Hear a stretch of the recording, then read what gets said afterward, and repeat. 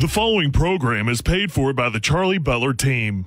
Good Sunday morning, Tri-State. This is the Charlie Butler Real Estate Show, and as I am every Sunday, I'm Charlie Butler. Next to my left, to your right on your radio dial, is the district manager for Churchill Mortgage, David Crow. Good morning, David. Good morning, Charlie. Good morning, everybody. Happy Sunday morning before the election week. Yes, it is. Yeah.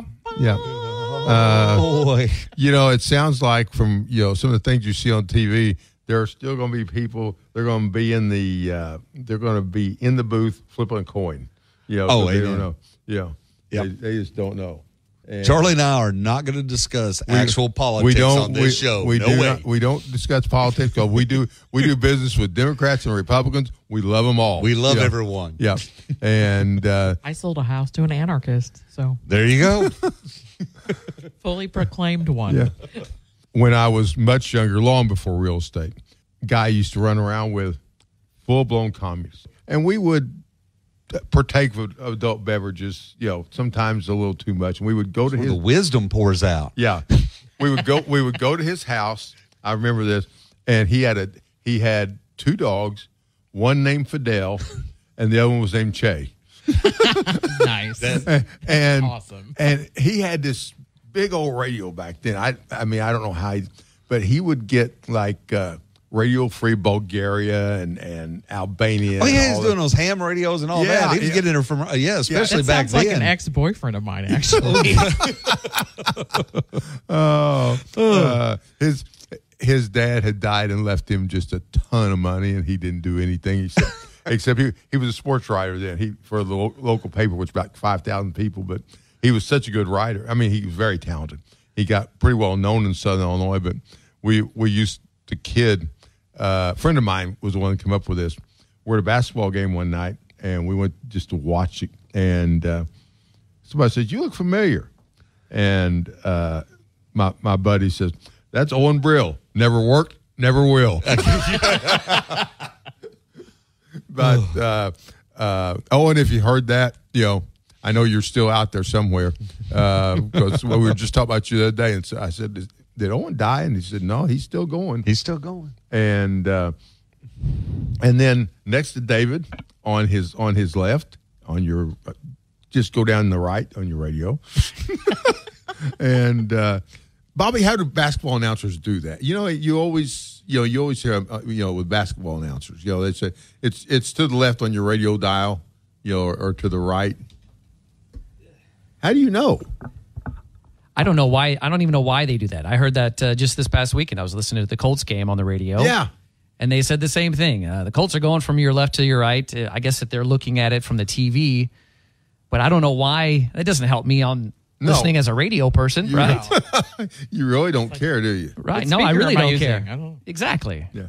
But they do this all the time. And but anyway, is Mindy Woodward? See, I didn't say Malinsky this time. Hey, you're getting better. I was going Woodward.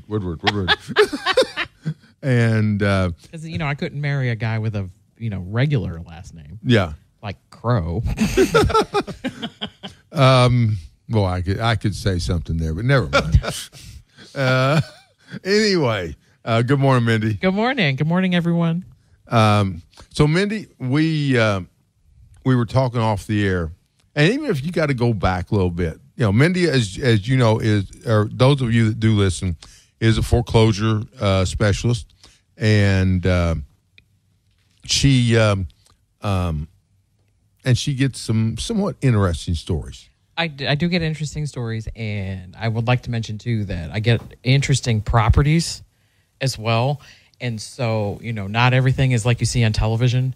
So, as professionals, we are here to navigate through that. I have sold 2 converted churches. One, these people had bought and remodeled it into a house. The only problem was there were no actual bedrooms because they just put curtains everywhere. So in order for it to pass FHA, they had to actually put rods up. But recently this year in Mount Vernon, we sold a schoolhouse, church with the bell tower. Yes. Somehow 203K, I don't know how, because the bell tower had leaked all the way down into the basement and everything was rotted underneath it. It was probably 5,600 square feet, and there was a specific delineation of the old part and the new part, and it had a full basement underneath it. 2 furnaces, 2 water heaters, 3 AC units. So I have a question for you. Yes. And folks, you don't realize if you're driving down the road, but she said a 203K. Yeah, 203K. Yeah. It's an FHA rehab loan, which does exist. So someone bought this home, or bought all this. I won't even say home. Yeah. Is that correct? Yes. I got a call, and this guy said to me, "No one will buy this but me." Is he a contractor? Does he have access to contractors? Yes. Okay, there's your key right there. Yes. So I get these calls all the time. And they're like, "Hey, it's a rehab loan. Can you do it?" So the reality, but they're like, "I'm going to do all the work myself." And I'm like, "Yeah, we just went dead in the water." Because I'm like, "Oh, are you a contractor? Do you own it?" So the beautiful thing is, this gentleman was probably right when he said, "I'm about the only person that you're going to sell this to." Yes. Based he on was. all the structure. So here's what happened with that. He went in, you had an appraisal done. What's it worth today as it stands? Okay. He worked with his lender. He put together a full estimate on doing all of this work through contractors that are licensed, insured, and they're going to do the work, and that loan is going to get dispersed to them, and they have bids and estimates in place, and they have all their insurance in place, and he's going to go in with this work, get all the work done, and then he's going to get a final appraisal, which is kind of the as completed. Right, because I remember that phone call. Yep, and then it's going to appraise for far more. So the loan exists. The problem comes when somebody says, "I want a rehab loan, and I'm going to do all the work myself," and then it gets tough. And he had down payment. He had additional funds to put into this. And there was a HUD consultant involved that came from Illinois who went in and marked everything. Which had to be replaced and redone. And here's how much we think it's going to cost. Yep.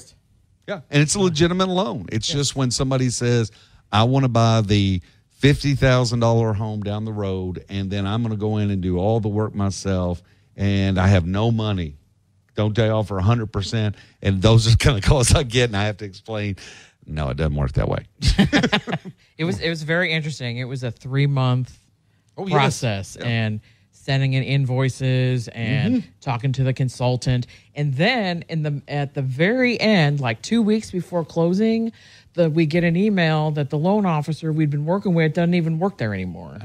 That's the market we're seeing across the nation in the past 6 months. So you're going to have to talk to these people that we haven't talked to in the last 3 months. Yep. So that's sadly. And that is why it's always good to have a great title company. We did use Bossy Title for that deal because this was super crazy. And if there was going to be any hiccups in this, I'm glad that we had them. They had our back. Yep. Right. For sure. Yeah, they do a great job. That. Yeah. But one of the worst we saw was not a foreclosure. And I'm thinking we've got a client and his partner, and they're sitting at sheriff's sale in Posey County one day. And there's a house that nobody was buying. They hadn't seen it. It was on a pretty good area. It was a good area, actually. Okay. And the house was $40,000. And they're like, $40,000, we'll take a chance on it. They buy it. You want to take it from there, Mindy? So they buy it, sight unseen. Years later. And there's tenants in there. There's tenants in there, okay? Because, they bought it with a sob story. Yeah. So years later, they call us and they're like, "Hey, we're just going to sell this. We don't really want it anymore." Those people are still there. And from what I've heard from one of the owners, they had taken out a bedroom. Well, or was it a bedroom to make it a giant, a giant shower? What he told me that day when he called, he said, "We are the only house around that has an indoor car wash. An indoor car wash. Unfortunately, the son was larger, and so About he 600 needed pounds. Yeah, he needed extra room to bathe and all that. So they cut out a room and made it a roll-in shower, basically. So we go over there. It is hot as all get out. Oh, it was burnt 100 degrees. It had to be 100 degrees, and you could smell it before you even walked in the front door. And I looked, and I'm like, Charlie, what the hell are we doing here? And our investor, he just sat outside with the people. He sat outside with the people. He wasn't even coming in. So you had mom, and she had all her health issues. Her daughter, who was living there just because she was living there, and the son, who he was outside too. And then we find out in the house is the husband, and they just wanted to leave him there because they said he doesn't really do anything anyway. True story. So can we just leave him? Can we just leave him here? So we go in the house, and they have so many animals, and this the ammonia cat box smell. Oh yes. Oh God. Yeah. Would have knocked you over. It was hot in there. They didn't have any air conditioning. The husband's just wandering around in there. Just wandering around the kitchen. I was just like, Charlie, I don't know what we're gonna do with this. So I get the pictures. We list it. I was like, well, remember we were going to list it as, we told him a certain price, and our client, his partner, said, I really want 50,000 for it. Yeah, and I was like, we were like, there's no way. It's going to happen. It's not going to happen. Now, granted, it did sit on 2 acres. There's your land. Okay. And on the west side. On the west side, and it had a pond in the front of it. And it backed up to a lake. There was an actual lake on the other side of the land. Folks, if you know, if it was sitting there vacant and you're selling 2 acres for brand new construction, you just described a beautiful home site. What you did. Oh, yeah. Yes. So we listed. I was like, there's no way we're going to get 50. So we listed, and in 2 days, we had 3 offers over asking price.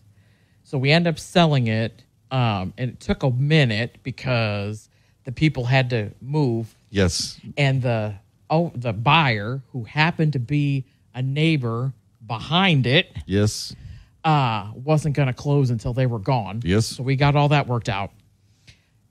A year ago, maybe. Something like that, yeah. Saw it in MLS. They resold it for $300,000. Gosh.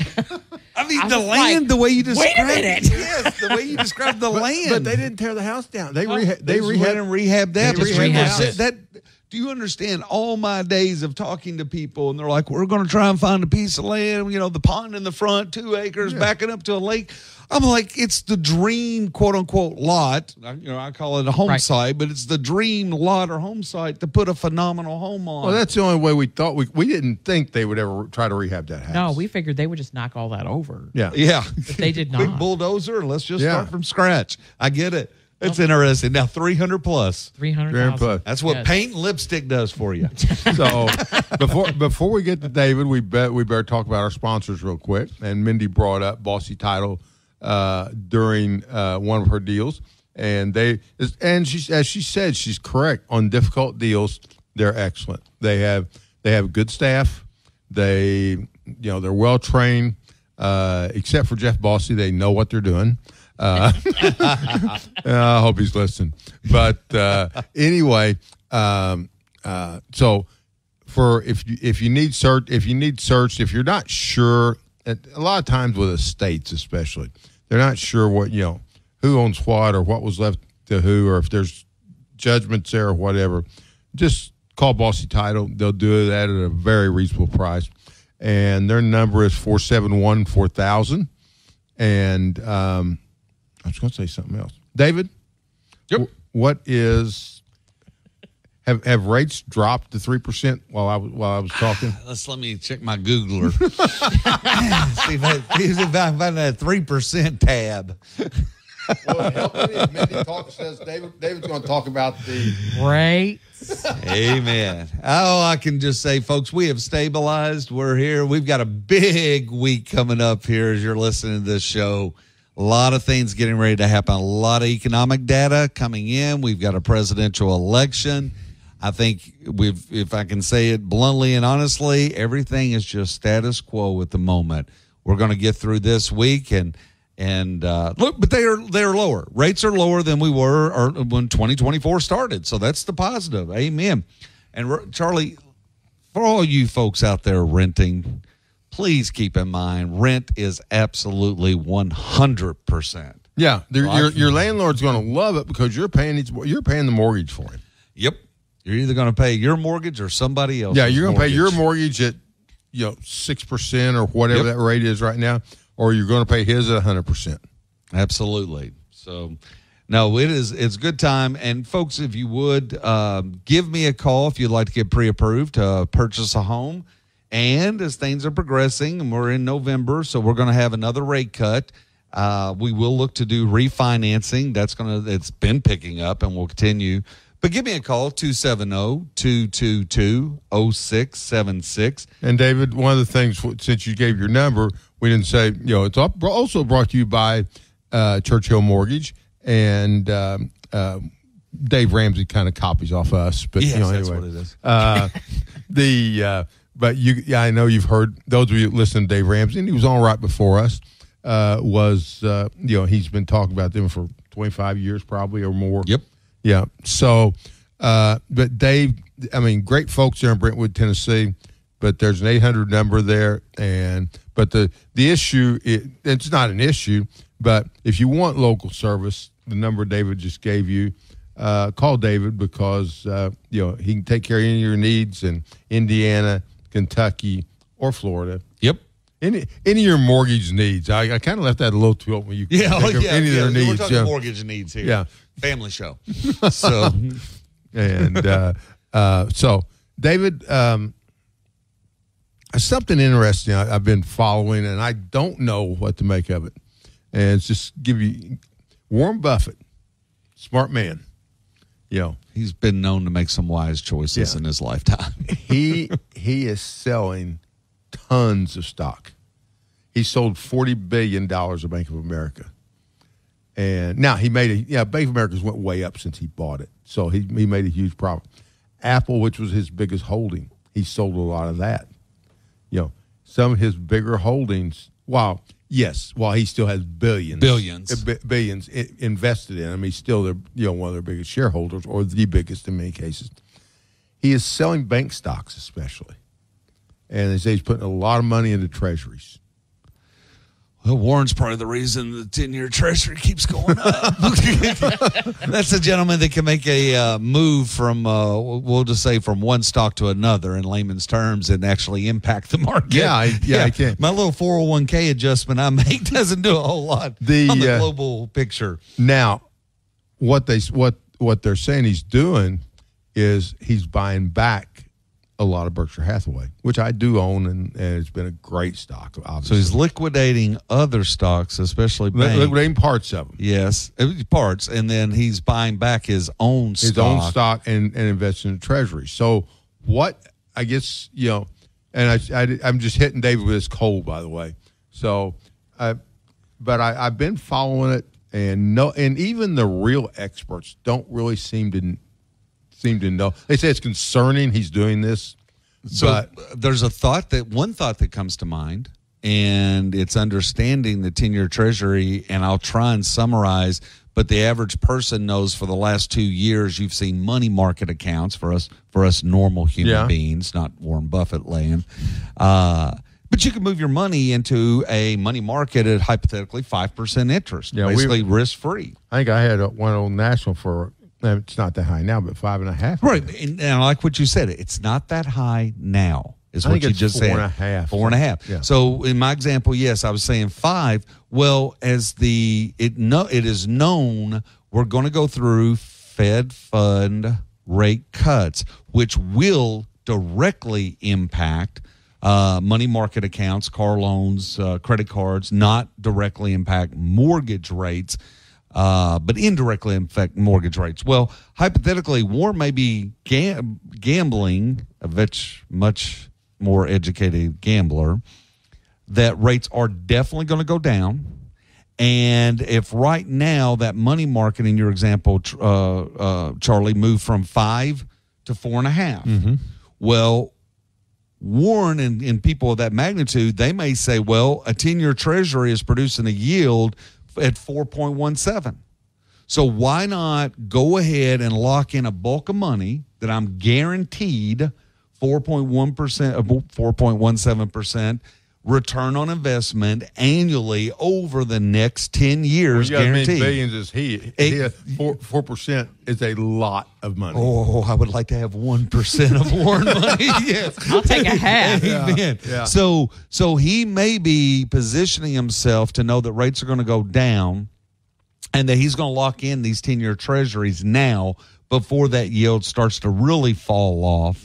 And the yield spread on it of what he's making goes less. And he's basically locking in his money there. Anytime Warren makes a major move, and Charlie, I wasn't aware of that. So, yeah. But he's definitely a guy that when you see him do something such as this, for the lay person, they may want to read a little deeper in that article, just to see if there's something in their portfolio they can move around to mimic Warren Buffett. And they're trying. Even the experts are trying to figure out what he's doing. Yes, you caught me cold. I'm unprepared, but I can give you a layman's terms of how the market and what he might be doing if he's purchasing treasuries. But you go back to the crash when Henry Paulson's book. Henry Paulson's getting calls. I need Warren's number.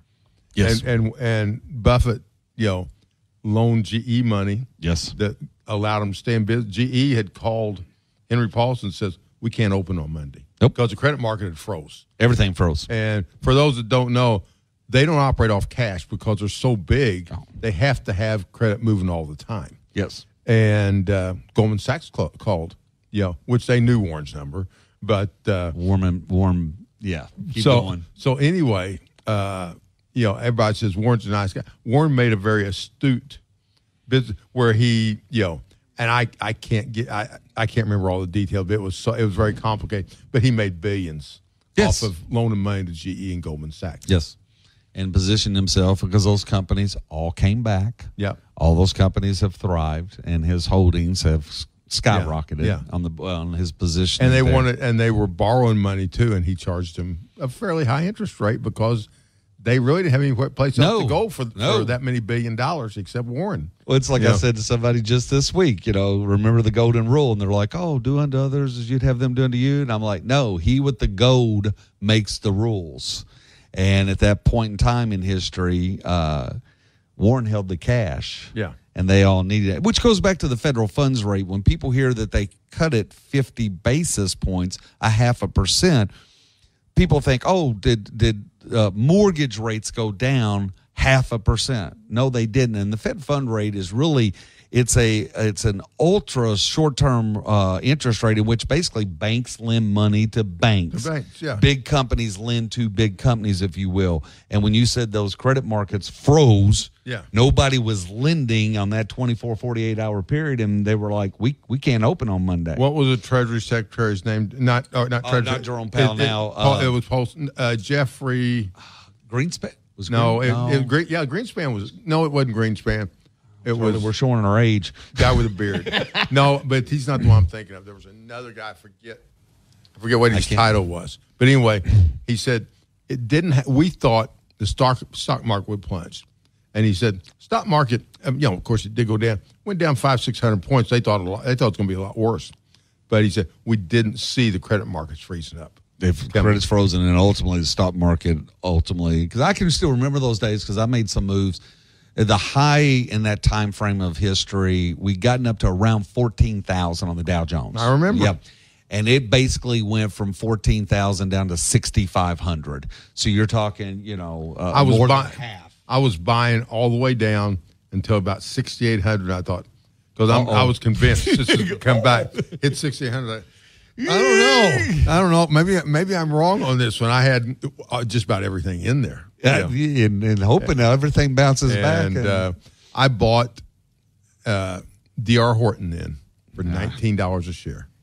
What's it at today, Charlie? 190. 190 from And I was talking to Scott Jago one day, and it had already been up to about 100. And I said, I think I'm going to sell. He said, you're going to leave money on the table if you do? Yep. And so I listed, I didn't. And it's at 190. But some great buys. And Caterpillar. Like, come on, Caterpillar was $10 a share. You know, I can remember back in those days, Warren Buffett, people were really following him. Those are scary times. And young people, you know, I asked somebody the other day, I'm like, you know, where were you in 2009? And I thought the guy was a little older. And he was like, I was in high school. And I'm like, well, you don't even know what was going on. You were living off mom and daddy, and you know, rightfully so.